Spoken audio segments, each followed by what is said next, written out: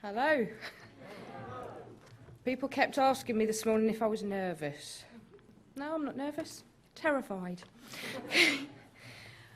My husband Steve and I started our Clean Easy business in October 2003, and we joined purely for money.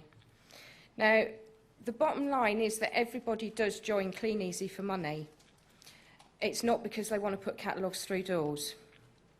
It's the reason behind the money that can be different for different people. It could be that they've got credit card debts, they just need the extra money to pay the mortgage, they might want to be able to save up for a holiday, a wedding, treats when the children are on holiday,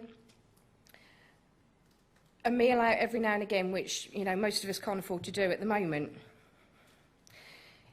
The important thing to do is to find their reason and what it means that they want to earn so that you can help them to do that.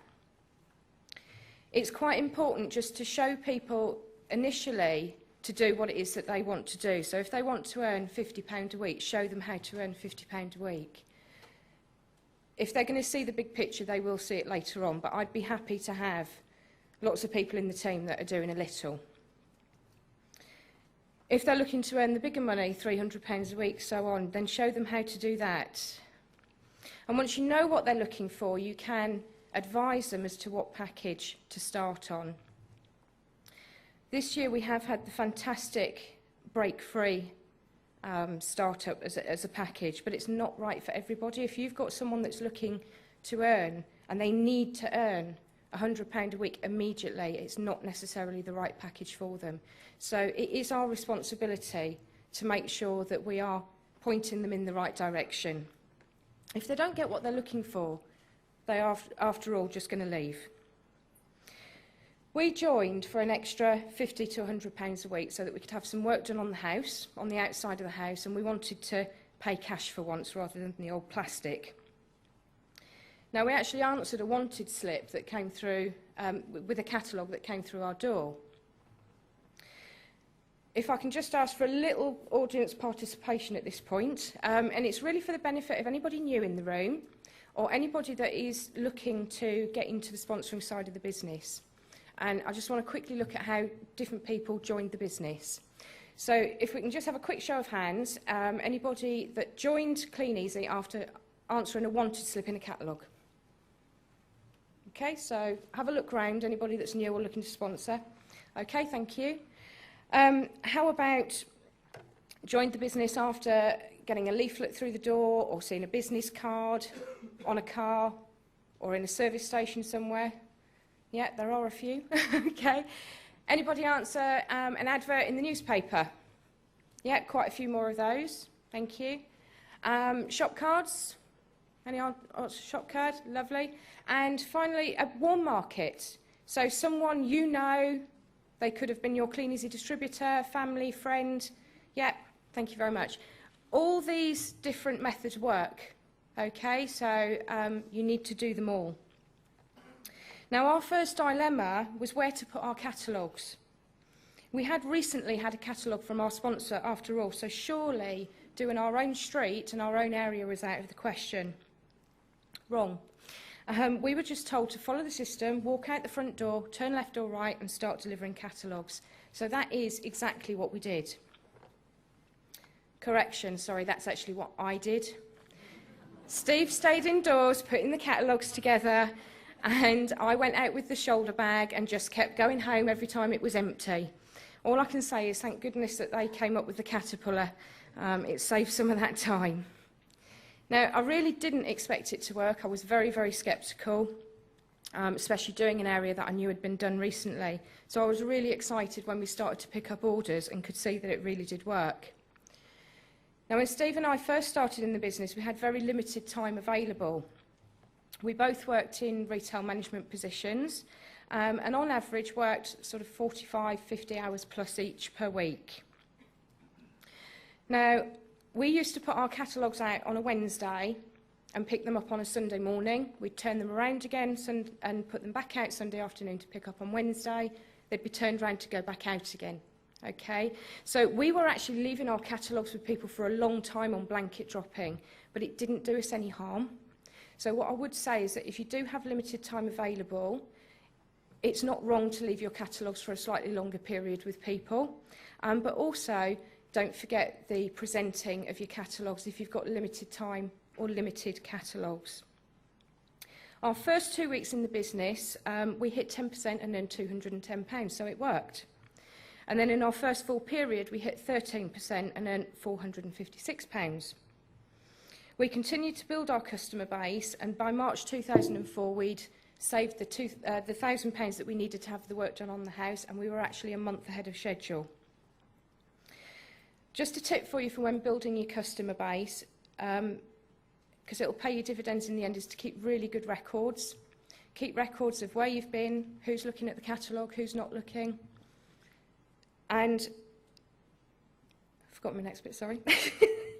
And do what you're going to do when you say you're going to do it, all right? That is one of the most important things, to give a very good, reliable service.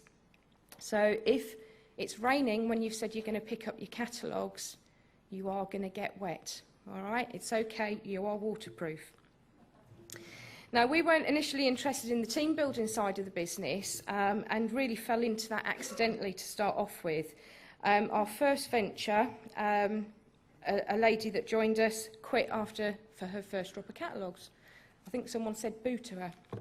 Okay, and Andy did show that before, that you know, people do come and go from this business very quickly, and it's just one of those things that happens. We have to accept it, move on, and always be looking for that next person.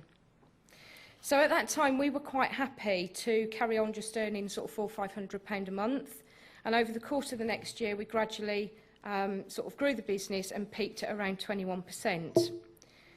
Now, in 2005, two things happened. Firstly, Steve and I got married, and our Clean Easy income allowed us to have extra touches at our wedding that we didn't have to worry about the cost for, and to go on the honeymoon that we wanted to and do the things that we wanted to do whilst we were there. The second thing, that Steve and I were both actually made redundant in that same year.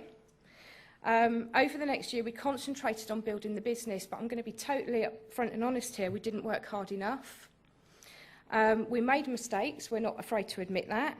And one of our main problems was that we had previously worked full-time in a job and done Clean Easy part-time. We then just stretched what we were doing into full-time. Okay, we did do a bit more, but certainly not enough. We used to do a lot of our cataloguing together. It was great fun because we'd never spent that much time together. But then we had to actually look at how much time we were actually saving by doing that. Were we saving any? Not a lot at all. You have to review what you're doing within your business to make sure that you are making the most of your time and that you are being as productive as you can be. By this time, Clean Easy had announced the European conference to Cannes in 2007. And at that time, we were around 18%. We had a few people in the business that were actually doing something at that point, and the destination appealed to us, so we felt we were in the right place to go for that. The criteria at the time was to achieve gold and hold that for another 3 periods. So we hit that in period 11, then in period 12. Period 13, we didn't expect to hit it in that period, so sort of held back a little bit for period 1. But then in period 1, midway through, a 15% leg of our business quit. We had 10 days left of the period to go, so we had to sit down and have a look at what we needed to do in order to achieve gold. We worked out how many blanket drop catalogues we would need to do in order to make up the shortfall, and we figured at about 1,000 would do it. This was around our full-time jobs and our normal customer drops. And I don't know how we did it, but there was no question of not doing it. We were going to be in Cannes. We then concentrated on sponsoring activity and building in period 2 to ensure that we then hit it in period 3, and qualified for Cannes.